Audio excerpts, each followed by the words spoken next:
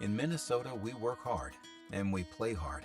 Not everyone has the time to follow important debates about healthcare, taxes, and our kids' education.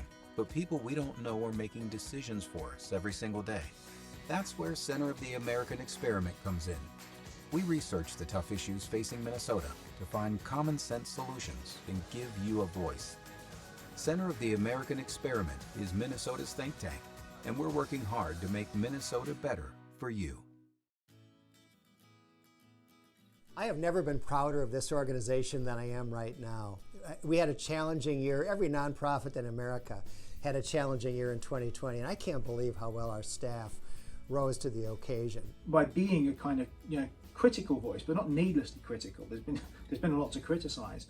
We've become one of the most relevant points of information for policy discussion in the state. We haven't lost a single beat. We've continued to put out great papers, articles, launched projects and campaigns that have reached thousands of Minnesotans and that echo the sentiments that these Minnesotans are feeling during all this uncertainty. We did a whole series of webinars this year. We started out with the Masterclass series where all of our policy fellows talked about whatever their areas of expertise are. We had a very fun event live with Adam Carolla. He had a new book out. Maybe the most noteworthy one that we did was with Heather McDonald. She really delivered the definitive presentation on crime and race and policing in the United States. And it's a really, really important presentation. I hope everybody sees it. After a few months, it became obvious that Minnesota's economic and social shutdown had to end. And so we started up our Back to Work Minnesota campaign. We set up a website, backtoworkminnesota.com, and on that website, people could send emails to Governor Walz, and they sent emails to their own representative and senator. More than 52,000 emails got sent to those officials. The campaign was so successful and so well executed by our staff that it won this year's State Policy Network Award for the best issue campaign done by any policy organization in the United States. So we're very proud of that. One of the most important campaigns that we did this year was to support law enforcement. And again, this is something that came up fast. We had the George Floyd incident, we had the riots, we had the attacks on law enforcement, we had the talk about defunding police in Minneapolis and some other cities. And we responded to that with a campaign to encourage Minnesotans to support law enforcement. We put up 38 billboards around the Twin Cities. And of course, one thing that happened in that campaign is that leftists started defacing our billboards. They didn't like to see visible support for law enforcement. 8 times leftists went out and defaced those billboards, and 8 times we put them right back up. And we set up a website, supportmnpolice.com, and on that website you can sign a petition in support of Minnesota law enforcement. So far, over 30,000 Minnesotans have signed the petition at supportmnpolice.com, and if any of our viewers here tonight have not signed that petition, please do. It remains a very important issue.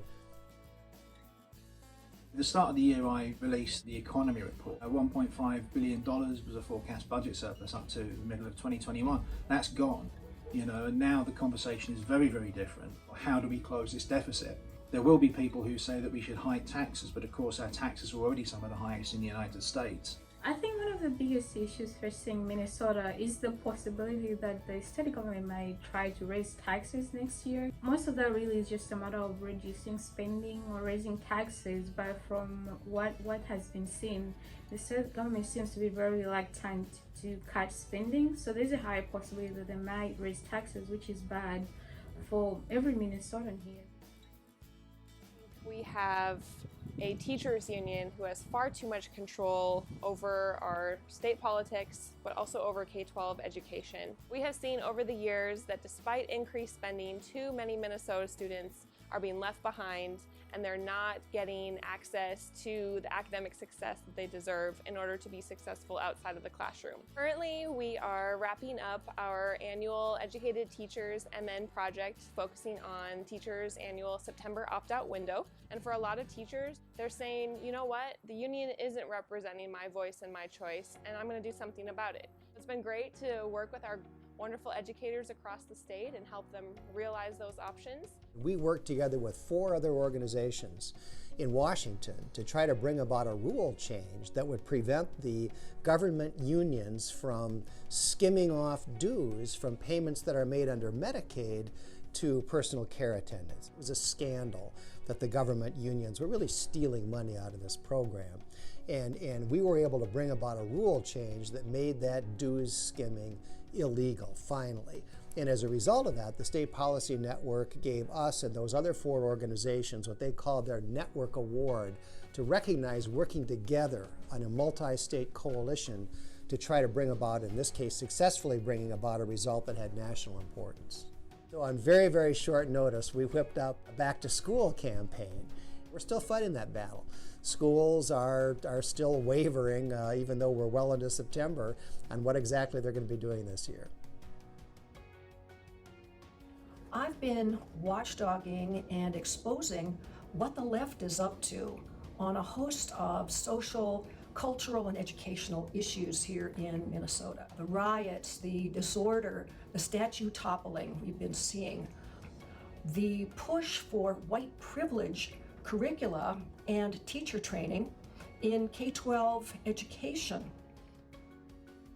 So the magazine gives us a great opportunity to take our policy work and put it in formats where people will actually read it and benefit from it. And the circulation of the magazine has steadily grown. The latest issue, the July issue, went out to 97,000 people, almost all in Minnesota. So it's become a really powerful weapon, a powerful tool for the conservative movement in Minnesota. Isaac Orr and Mitch Rolling produced a paper called Doubling Down on Failure about the green energy mandates here in Minnesota. And it exposed the $80 billion cost of going to a 50% wind and solar mandate, talked about the number of jobs that would lose here in Minnesota, and talked about the infinitesimal benefit it could possibly do in environmental terms. The State Policy Network awarded Doubling Down on Failure the prize as the most influential research of 2019. You know, wind and solar are the original forms of energy that we ever used. We stopped using them because they weren't reliable. Wind and solar aren't the future, they're actually the past of energy. Fossil fuels are probably the present, and nuclear is the future. That American Experiment is a grassroots organization, and we make a major effort to get out around the state and to get together in person with people. That's a very important part of who we are. We just finished the auto tour where we hit 17 greater Minnesota towns in 2 weeks. We're collecting like thousands of comments to dump on Governor Walz and the Minnesota Pollution Control Agency about his attempt to put California car mandates here in Minnesota. Like, I have no idea why. It's like, let's mandate thousands of electric cars on the road and then not have a power grid that's reliable enough to charge our electric cars. It's nuts. When you look at the Twin Cities, we are so far out of step with the rest of every other major metropolitan area in the Midwest. Our housing costs are 57% higher than anywhere else in the Midwest. It's a big problem for people in the middle class, and it's particularly a big problem for people who are poor. We dug really deep into potential reasons why the Twin Cities housing costs are just so out of step with the rest of the Midwest.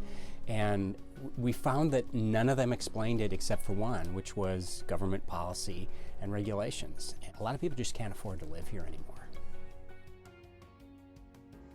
This is a great state, but it could be so much greater. The center's existence and work have never been more important at any time in the recent history of Minnesota, and I'm really proud to be part of it.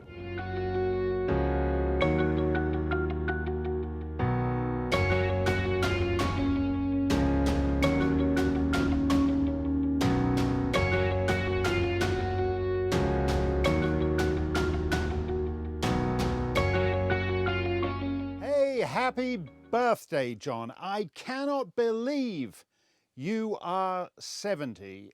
You have such a youthful mien. You are so suffused in boyish charm. You have that mischievous smile that has never changed through the years. Hey, John, happy 17th birthday. Wait, what's that? 70th birthday? Okay, I got that wrong. Happy 70th birthday, although 17th birthday seems more appropriate. Happy birthday, John. Hi, John. Your brothers and your father wish you a very happy birthday. Hi, John. I want to wish you a happy 70th birthday. I'm so proud to call you a friend. I've admired your work for decades at Powerline and now at the Center for the American Experiment. I hope you have a great birthday. Happy birthday, Dad. Happy birthday. I'm here to wish John something, you know the thing. I have my Joe Biden earpiece. Happy, move it up, birthday. Happy birthday, John. Happy birthday, Grandpa John. We love you, your favorite granddaughter, your favorite grandkids. Hey, John, happy 70th birthday. This is a big one. I can't believe you're that old. But I want you to know you've done South Dakota and Watertown awful proud. Happy birthday. John, this is George speaking.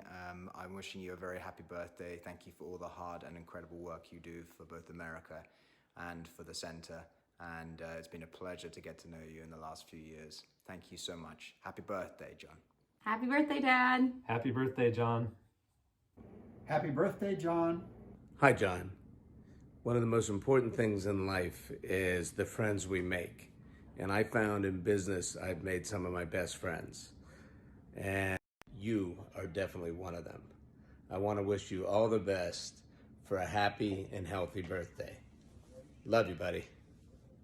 Hi, John. I know you're already checking your watch to make sure that we're not getting too far behind on tonight's schedule because of this ad hoc tribute. So let me make it quick. Happy birthday. Happy birthday, John. Happy birthday, John. You're the best husband and the best father and the smartest person anyone I know knows. I also know that you've only begun to fight. Happy birthday. Cheers, Dad, and happy birthday.